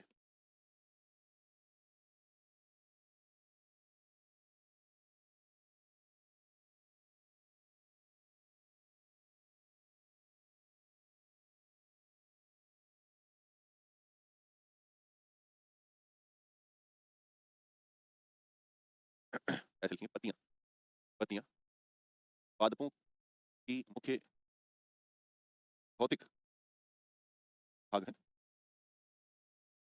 जिसके द्वारा मुख्य रूप में प्रकाश संश्लेषण होता है। प्रकाश संश्लेषण होता है। आमतौर पर पत्तियाँ हरी होती हैं, ऐसे बढ़ाइएगा। आमतौर पर पत्तियाँ हरी होती हैं क्योंकि इनमें क्लोरोफिल पाया जाता है। क्लोरोफिल पाया जाता है तथा तथा क्लोरोफिल का केंद्रकीय पदार्थ मैग्नीशियम होता है। क्लोरोफिल का केंद्रकीय पदार्थ Mg मैग्नीशियम होता है। मैग्नीशियम होता है जो कि मुख्य भूमिका में होता है। मुख्य भूमिका में होता है। अर्थात अगर मैग्नीशियम कम हो पत्तियों में, तो पत्तियों का जो हरा रंग है वो प्रभावित होगा। ये हमें ध्यान रखना है। अभी अगर हम देखें कि पत्तियों के काम क्या है, तो वो ध्यान देना। तो यदि हम कार्य की चर्चा करें, पत्तियों के कार्य 3 याद रखिएगा, वही सेम। एक तो पत्तियों का प्रकाश संश्लेषण भूमिका में प्रतिभाग करना। दूसरा पत्तियों का ट्रांसपीरेशन। वास्तव में ट्रांसपीरेशन को आप अगर सरल भाषा में लिखें, तो हम अब इसको वाष्पोत्सर्जन मान सकते हैं। तो पत्तियाँ वाष्पोत्सर्जन करती हैं, यानी कि वाटर को वाष्प बना के बाहर निकालती हैं। यानी कि H2O का भाप बना के वो बाहर निकालती हैं। इसका मेन उद्देश्य होता है कि पेड़-पौधों में जल संतुलन को बनाए रखना और पेड़-पौधों में एक तरीके से जो मेटल संतुलन है या टॉक्सिसिटी है, उनको उस माध्यम से बाहर निकालना। एक और खास काम है जो है श्वसन करना, यानी कि रेस्पिरेशन। ध्यान देना श्वसन की प्रक्रिया 24/7 है, यानी कि हमेशा चलने वाली प्रक्रिया है, सदैव चलती है। और एक और ध्यान देना कि जो प्लांट्स होते हैं, मान लो कि ये कोई पादप है और ये श्वसन कर रहा है ना? ये अगर श्वसन कर रहा है, इस दौरान ये CO2 बाहर निकालता है और इस दौरान ये O2 प्लस एयर को अंदर लेता है। यानी कि श्वसन की प्रक्रिया हमेशा चलने वाली प्रक्रिया है और जो श्वसन हो रहा होगा पौधों में, पत्तियों के माध्यम से, तो वो इसलिए ये हमें ध्यान रखना है कि लाइक अ ह्यूमन श्वसन हो रहा है। कोई अलग से वो ऐसा श्वसन नहीं है। अगर हमारे मन में होता है तो वो मन प्रकाश संश्लेषण का है और ये सूर्य की मौजूदगी में ही होगा, यानी कि सूर्य का प्रकाश हमें उपस्थित होना चाहिए। इसके बिना काम नहीं होगा और ऐसी स्थिति में ध्यान देना कि ये जो प्रकाश संश्लेषण है, इनमें CO2 सॉरी इनमें O2 बाहर निकलता है और इसमें CO2 अंदर जाता है। तो ये वाला कॉन्सेप्ट है। और ट्रांसपिरेशन में क्या निकल रहा है? H2O बाहर निकल रहा है। तो कुल मिला के इतने कॉन्सेप्ट हैं जिनमें हमें पत्तियों के कार्यों को समझना है। इसमें से जो प्रकाश संश्लेषण है, ये ज़्यादा एग्ज़ाम में आता है। एक बार इसमें नज़र डालते हैं और फिर प्रकाश संश्लेषण की भूमिकाओं के आधार पर पादपों के प्रकारों को हम समझते हैं। तो आइए इसको देखा जाए। तो ध्यान रखना कि जो प्रकाश संश्लेषण की प्रक्रिया है, प्रकाश संश्लेषण की प्रक्रिया, वो बेहद जटिल प्रक्रिया मानी जाती है और इसे समझना और यहाँ से सवाल पिक करना बेहद आवश्यक होता है। तो ऐसे मान लेते हैं कि कोई भी पत्ती है तो उसके प्रकाश संश्लेषण के लिए सबसे बड़ी जो भूमिका है वो है क्लोरोप्लास्ट की, है ना?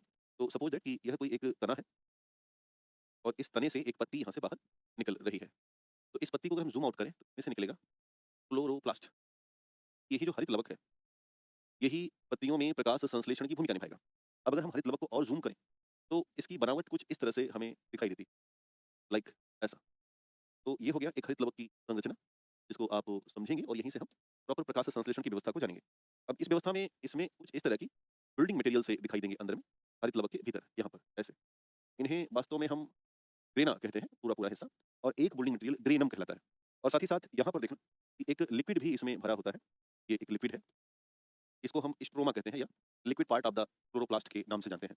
यानी कि हमारा जो पत्तियों में मौजूद क्लोरोप्लास्ट है, उसे हम 2 भागों में बाँट लेते हैं। कितने भागों में? 2 भागों में। कौन-कौन सा पार्ट हो गया? तो जो ये वाला पार्ट है बिल्डिंग मटेरियल का बड़ा सा एक आपको कई स्टोरी मंजिला दिख रहा है, तो इसे ध्यान में रखना। तो ये वाला जो हिस्सा है इसे कहा जाएगा ग्रेना, और जो ये द्रव वाला हिस्सा है, ये वाला हिस्सा, इसे कहा जाएगा स्ट्रोमा। क्या कहेंगे? स्ट्रोमा। ये 2 पार्ट है। तो प्रकाश संश्लेषण की क्रिया में दोनों भाग लेते हैं, ग्रेना भी और स्ट्रोमा भी। ग्रेना का अगर हम हिस्सा निकालें और उसे समझें, जानें, तो अलग कॉन्सेप्ट है और स्ट्रोमा का कॉन्सेप्ट अलग है। बस ध्यान देना, ग्रेना में अब ध्यान देना कि इन दोनों प्रक्रियाओं को मिला के क्या संपन्न होगा? प्रकाश संश्लेषण संपन्न होता है, दोनों के द्वारा, ग्रेना के द्वारा भी और स्ट्रोमा के द्वारा भी। बिना अकेले एक के द्वारा दूसरा नहीं होता। पर ध्यान देना, सबसे प्रथम जो प्राथमिक शुरुआत होती है, वो ग्रेना में होगा। प्रकाश संश्लेषण की शुरुआत कहाँ होगी? ग्रेना में। और प्रकाश संश्लेषण संपन्न कहाँ होगा? उसकी जो संपन्नता है, वो होती है स्ट्रोमा में। यानी कि दोनों को मिला के चीज़ें होती हैं, तब जाकर के प्रकाश संश्लेषण संपन्न हो पाता है। अब एक बात पर हमें और गौर करना है, वो ये है कि ग्रेना में जो अभिक्रिया होती है, उसे हम कहते हैं लाइट रिएक्शन। क्या बोलेंगे? लाइट रिएक्शन कहते हैं, क्योंकि यहाँ पर ना सनलाइट की आवश्यकता होती है, की आवश्यकता होती है।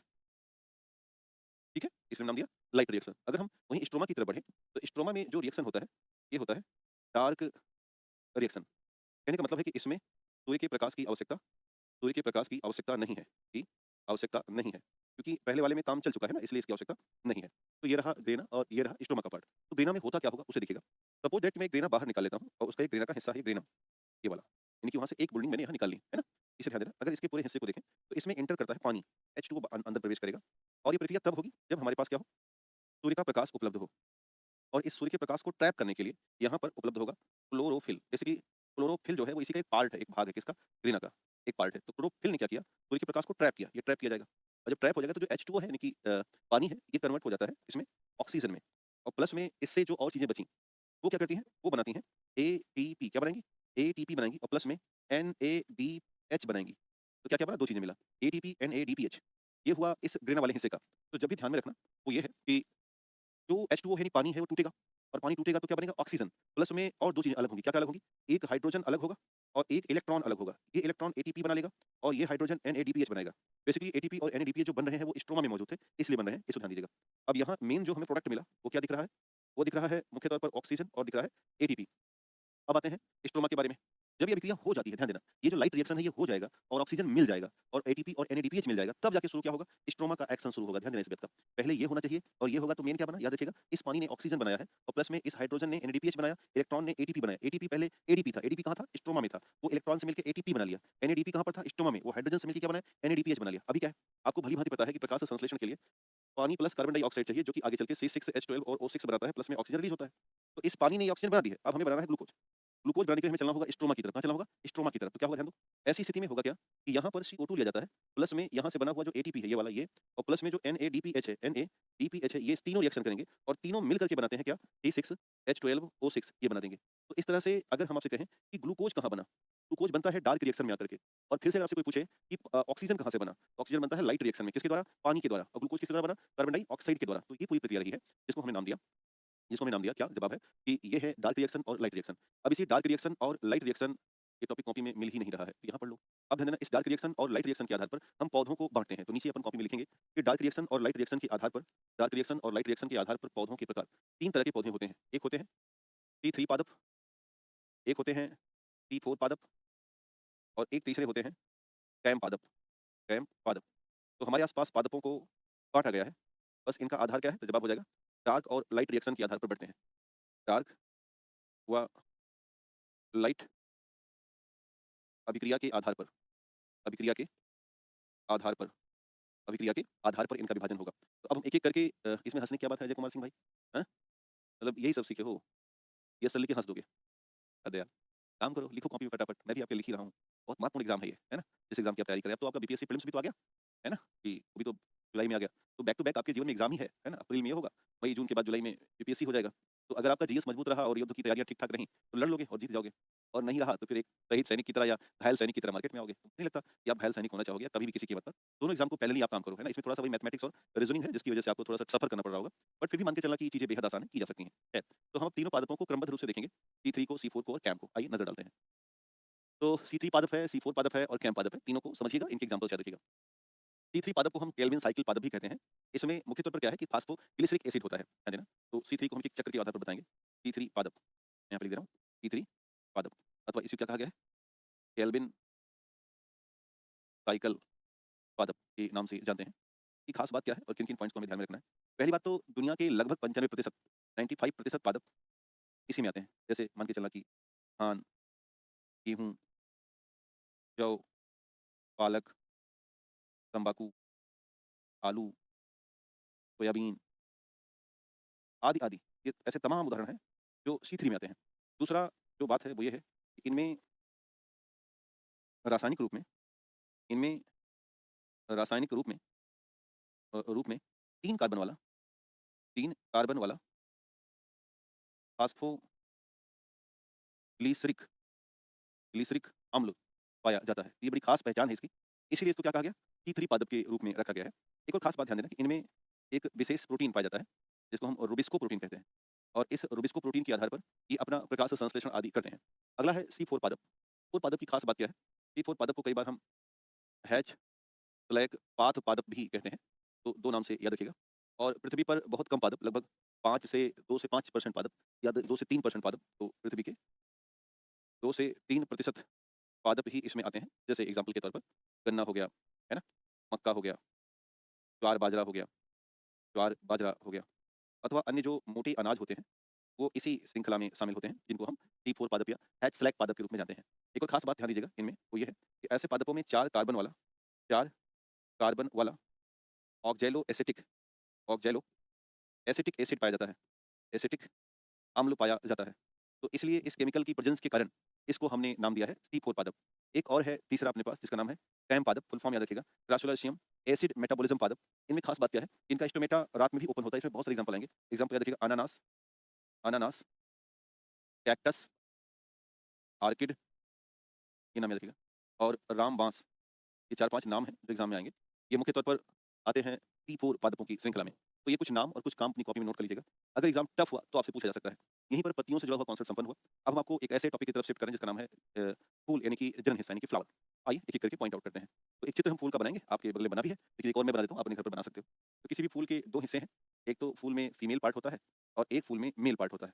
जो हमने आपके सम्मुख अभी बनाया, ये फीमेल पार्ट है, और इसके अलावा फूल में फिजिकल पार्ट भी पाए जाते हैं, जिनको हम देखेंगे। ये कुछ ऐसा हिस्सा और ये कुछ ऐसा हिस्सा।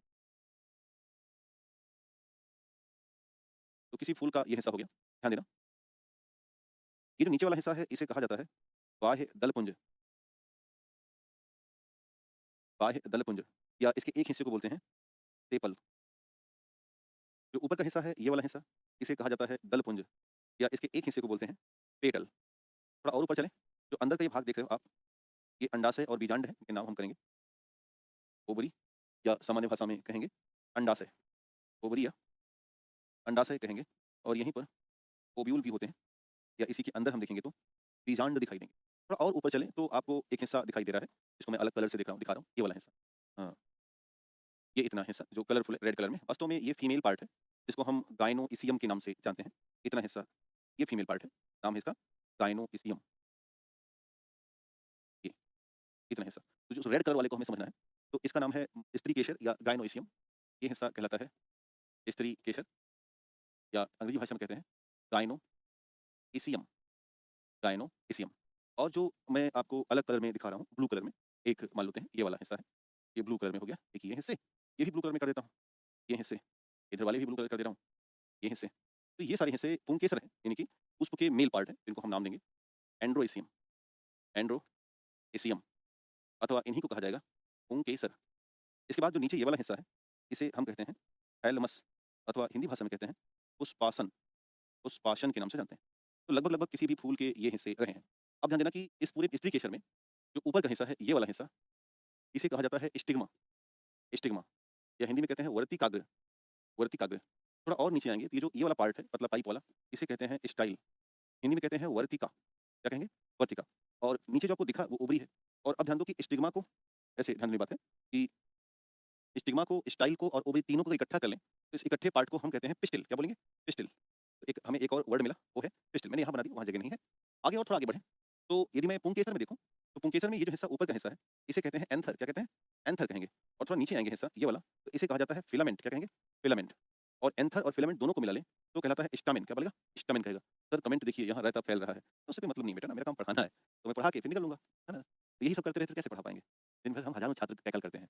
आपको ये अभी मैं जस्ट इंटरव्यू से आ रहा हूँ, में मुझे ऐसे ज्वलंत चेहरे दिखे हैं जिनसे मैं बहुत ऊर्जित हूँ, जिनको देख करके मैं बहुत खुश हूँ। इन सभी छोटे मोटे राइटार्स का हम पर कोई खास असर हो ही नहीं सकता, कारण मुझे ना भविष्य दिखाई देता है। खास करके उन छात्रों के चेहरे दिखाई देते हैं जो सेलेक्ट हो चुके हैं, जो सेलेक्ट होने की कगार पे हैं, है ना। मैं आपकी भी, आपके लिए भी यही कामना करूंगा कि आप भी मुझे वहाँ मिले। और अच्छी खबर पता है क्या है, वो अपनी बैच के छात्र हैं, यानी कि जो कभी नीचे बैठते थे और जो कभी 8 घंटे क्लास भूखों पेट लेते थे, वो छात्र आज 17वीं बीपीएससी में इंटरव्यू व्यवस्था में बैठे हैं। और अब मान के चलो कि उनकी जो सिलेक्शन व्यवस्था है वो लगभग लगभग पास हो रही है। इसमें बहुत सारे छात्र हैं जो सेलेक्ट हो जाएंगे, अधिकारी बनेंगे। तो मेरा भूमिका और मेरी जो भावना उन तक रहेगी ना, आपके साथ भी मैं ये उम्मीद करता हूँ कि आप भी आएँ और बीपीएससी में या जो आप एग्जाम कर रहे हैं, एईडीओ, इन सब में सेलेक्ट हों। बाकी ये चीज़ें आती और जाती रहती हैं, है ना? ये ध्यान दो। तो इसे पॉइंट करना, ये फिगर बन गया। तो इस तरह के चित्र के आधार पर हम किसी भी फूल को 2 हिस्सों में बाँटेंगे।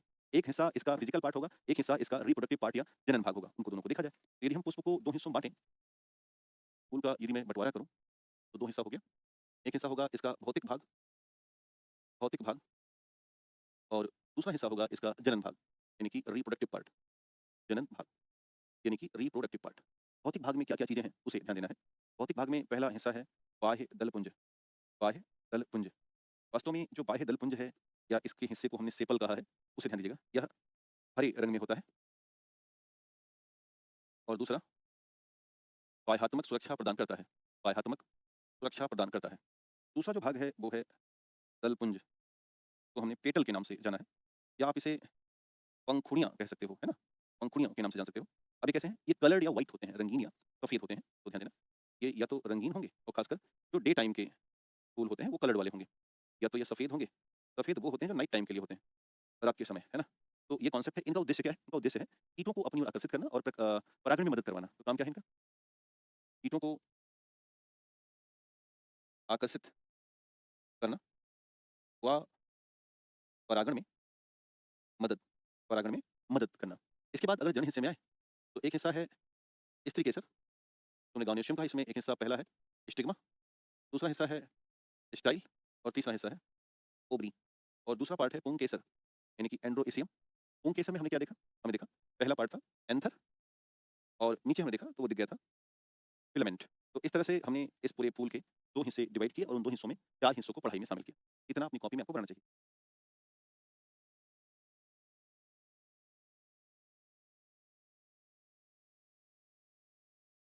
एंथर और फिलामेंट, बिल्कुल। तो अब थोड़ा-सा देखा जाए आगे बढ़ते हुए कि परागण कैसे होता है, पॉलिनेशन कैसे होता है। तो अपनी कॉपी में हेडिंग डाल दीजिएगा परागण की प्रक्रिया, परागण की प्रक्रिया या पॉलिनेशन प्रोसेस, पॉलिनेशन प्रोसेस। परागण की प्रक्रिया में ये ध्यान रखने वाली बात है कि हाँ, कोरोला और कैलिक्स भी कहते हैं उसे। उसका एक-एक पार्ट सेपल और पेटल कहलाता है ना? जैसा भी आप चाहो, या उसको हमने बाह्य दलपुंज या दलपुंज बोल दिया है। तो परागण की प्रक्रिया में ध्यान देना कि पुंकेसर के एंथर से परागकण कण जब स्वतः अथवा किसी माध्यम से स्वतः अथवा किसी माध्यम से स्त्रीकेसर के स्टिग्मा या वर्तिकाग्र पर पहुँचते हैं या वर्तिकाग्र पर पहुँचते हैं, तो यही प्रक्रिया परागण कहलाती है। यही प्रक्रिया परागण कहलाती है। यही प्रक्रिया परागण कहलाती है। क्लियर? जैसे एग्ज़ाम्पल के तौर पर मान लीजिए कि ये हिस्सा है पुंकेसर, ठीक है? और इसके ठीक बगल में हम दिखाते हैं स्त्रीकेसर। ये हो गया स्टिग्मा, स्टाइल, और ये हो गया ओवरी, ये हिस्सा। इसी एंथर पर बहुत छोटे-छोटे पोलन ग्रेन अथवा पार्टिकल होते हैं, जो कि माइक्रोस्पैन्जिया में फँसे होते हैं। अब ये पोलन ग्रेन या पोलन पार्टिकल स्वतः अथवा किसी माध्यम से यहाँ पहुँच जाए। कहाँ पर? तो जवाब हो जाएगा स्टिग्मा वाले पार्ट पर, यहाँ पहुँच। बस ये ध्यान रखना है, अगर ये पोलन ग्रेन स्वतः पहुँच रहे हैं, तो ये कहलाएगा स्वपरागण, और अगर ये किसी माध्यम से पहुँच रहे हैं, तो ये कहलाएगा परपरागण। ये ध्यान देने वाली बात है। अगर ये स्वतः पहुँच गए, तो स्वपरागण, और अगर ये किसी माध्यम से पहुँच गए, तो हमने क्या देखा? परपरागण देखा। उम्मीद करता हूँ ये दोनों बातें और दोनों चित्र आपको समझ में आए होंगे। तो सेल्फ पॉलिनेशन और क्रॉस पॉलिनेशन, जैसे अगर मैं आपको स्वपरागण समझाऊँ, पहले आप समझिएगा स्वपरागण। कौन-सा? स्वपरागण। स्वपरागण 2 होते हैं। एक होते हैं ऑटोगैमी, एक होते हैं ज़ेइटिनोगैमी। ऑटोगैमी, एक होते हैं ज़ेइटेनोगैमी। ऐसे समझना। अगर मान लो एक ही हमारे पास पादप है और इसमें फूल खिले हैं। ये एक पादप है, एक ही। अब इसमें ये हो गया ये हिस्सा, और ये हिस्सा जब हो गया, तो यहाँ से पोलन पार्टिकल निकलें और यहाँ पर पहुँच जाएँ। यानी कि कुछ ऐसा। अर्थात एक ही पौधे के एक ही फूल के साथ जब क्या हो जाए, यानी कि ये कोई ऐसा पौधा है जिसमें जो उभयचर क्षमता से है। अर्थात एक ही पादप के एक ही पुष्प के साथ परागण हो रहा हो, तो ये ऑटोगैमी कहलाता है। कई बार एक ही पौधे में 2-2 पुष्प हो जाते हैं, 3 पुष्प हो जाते हैं।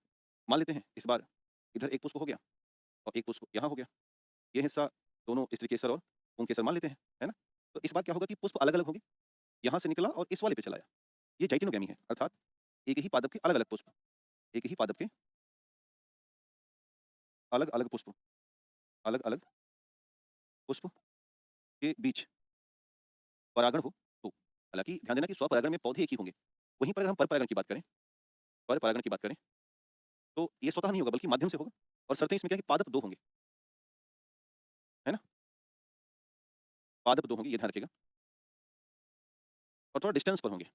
तो यहाँ से यहाँ आए, यानी कि अलग-अलग एक ही प्रजाति की 2 अलग-अलग, भाई प्रजाति तो एक ही रहेगी ना, आम आम से ही करेगा। एक ही प्रजाति के 2 अलग-अलग 2 अलग-अलग पादपों के पुष्पों के मध्य माध्यम के द्वारा माध्यम के द्वारा परागण के द्वारा परागण, ये जो परागण है, ये कहलाएगा परपरागण, और वो परागण जो था, वो था स्वपरागण। तो चूँकि परपरागण के लिए माध्यम चाहिए, ये हमें ध्यान रखना है। इसलिए कई अलग-अलग प्रकार के होता है, जैसे जब भिंडी के लिए होगा तो इसको हम एनेमोफिली कहेंगे, वाटर से होगा तो हाइड्रोफिली कहेंगे, एंटोमोफिली इंसेक्ट से होगा, चिरैप्टेरोफिली बैट से यानी कि चमगादड़ से होगा, मैकेलोफिली स्नेल यानी घोंघा से होगा, है ना? ओमिटोफिली या ऑर्निथोफिली होगा, ऑर्निथोफिली बर्ड से होगा, है ना? ऐसे ही अलग-अलग प्रकार के परपरागण हमें देखने को मिलते हैं। इसके बाद जब परागण संपन्न हो जाता है, तो फिर पौधों में यानी कि पुष्प में निषेचन होता है। ध्यान रखना कि पुष्प में निषेचन दोहरा होगा, डबल फर्टिलाइजेशन होगा, और निषेचन के बाद पौधों में शुरू हो जाता है, यानी कि वो पुष्प सीधे फल की तरफ परिवर्तित हो जाते हैं। तो फल की परिभाषा क्या हो सकती है? कह सकते हैं कि निषेचन के बाद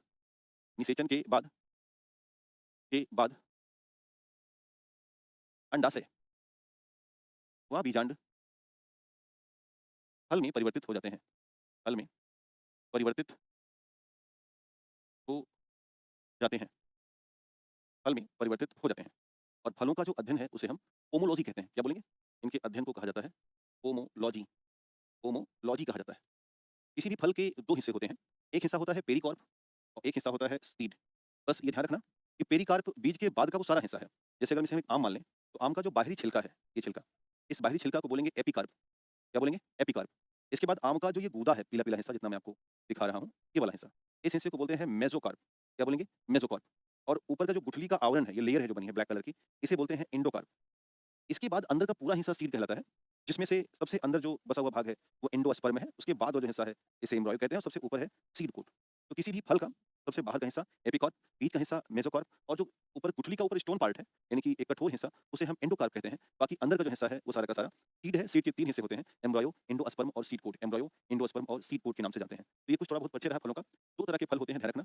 जो फल केवल और केवल अंडाशय से बनते हैं, उन्हें सत्य फल कहते हैं और जो फल अंडाशय के साथ-साथ थैलमस और बाह्य दलपुंज और दलपुंज आदि से विकसित होते हैं, उन्हें हम स्यूडो फ्रूट्स या असत्य फल के नाम से जानते हैं। अब सवाल है कि सत्य फल कौन-कौन से होते हैं और असत्य फल कौन से हैं? उनको एक बार अगर हम नज़र डालें तो ध्यान देना, लगभग इस पूरी पृथ्वी पर 90% फल सत्य फल ही होते हैं।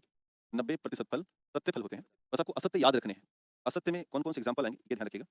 असत्य में जो फलों के एग्ज़ाम्पल हैं, वो हैं काजू, कटहल, सहतूत, नाशपाती, पीयर, अनानास, सेब, अनानास और सेब।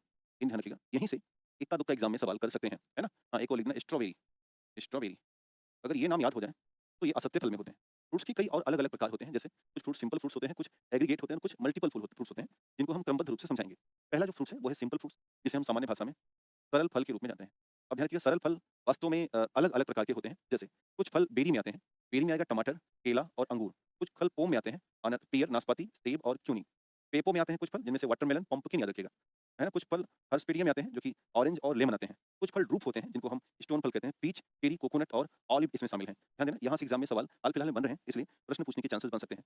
दूसरे फल होते हैं एग्रीगेट फल। एग्रीगेट फ्रूट्स के एग्ज़ाम्पल याद रखिएगा, स्ट्रॉबेरी, ब्लैकबेरी और मैग्नोलिया और custard Apple. Strawberry, blackberry, Magnolia और कस्टर्ड। मैग्नोलिया मुझे नहीं पता क्या है, मैं खाया भी नहीं कभी, बट कस्टर्ड एपल का मतलब होता है कि वो क्या बोलते हैं आप लोग हिंदी में? अरे! नाशपाती हो गया, अनानास हो गया, एक तो और आता है कोई कस्टर्ड एपल का, एग्ज़ैक्ट नाम हिंदी में याद नहीं आ रहा। अगला हमारे पास फल है जो कि मुख्य तौर पर आते हैं कंपोजिट फ्रूट्स में। और कंपोजिट फ्रूट्स में कौन-कौन आएगा? तो पाइनएप्पल आएगा, है ना? और दूसरा अंजीर आएगा, मलबेरी, जैकफ्रूट, पीपल और बनियान। ये कुछ हाँ, शरीफा बोलते हैं, सही कह रहे हो, शरीफा, दिमाग में नहीं आ रहा था एग्ज़ैक्टली। तो जैकफ्रूट और बनियान और मलबेरी, फिग मतलब अंजीर और पाइनएप्पल इसमें शामिल है। कुछ पॉइंट्स और ध्यान रखिएगा, पोषक तत्व और उनकी कमी से होने वाली समस्याएँ।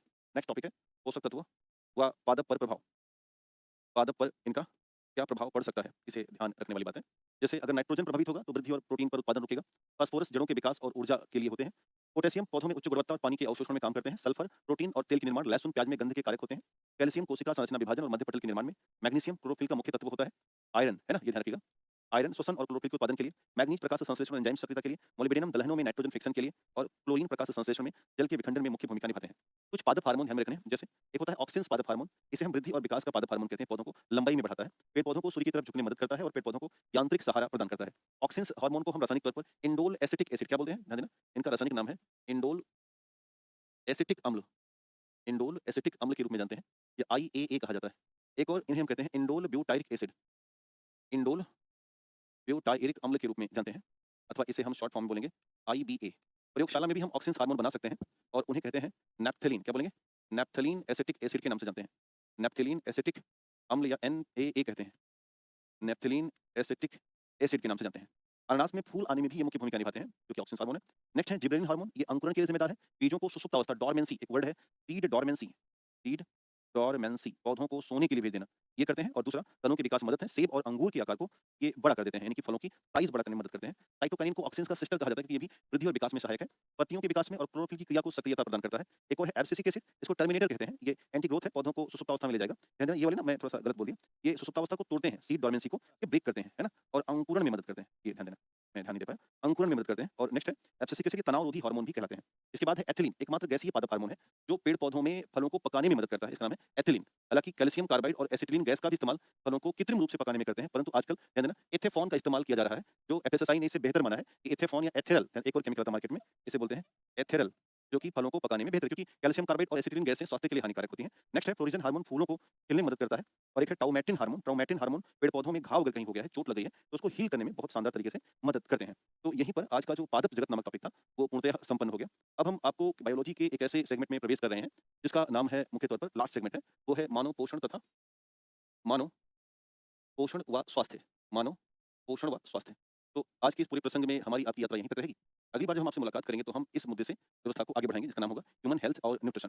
तो आप अपने जो बॉटनी वाले सेक्टर हैं उसको बनाइएगा, अच्छे से लिखिएगा। नेक्स्ट आपका सुझाव है कि पर डे के हिसाब से मैं दरअसल पिछली बार बात किया था तो थोड़ा-सा चीज़ें सेट नहीं कर पाई थी। पर मैं इस बात को बिल्कुल अमल अमल में लाने की कोशिश करूँगा कल से कि रात में थोड़ा-सा आप लोग रात में फ्री रहते हैं? लगभग मान के चलना कि 8 बजे के आस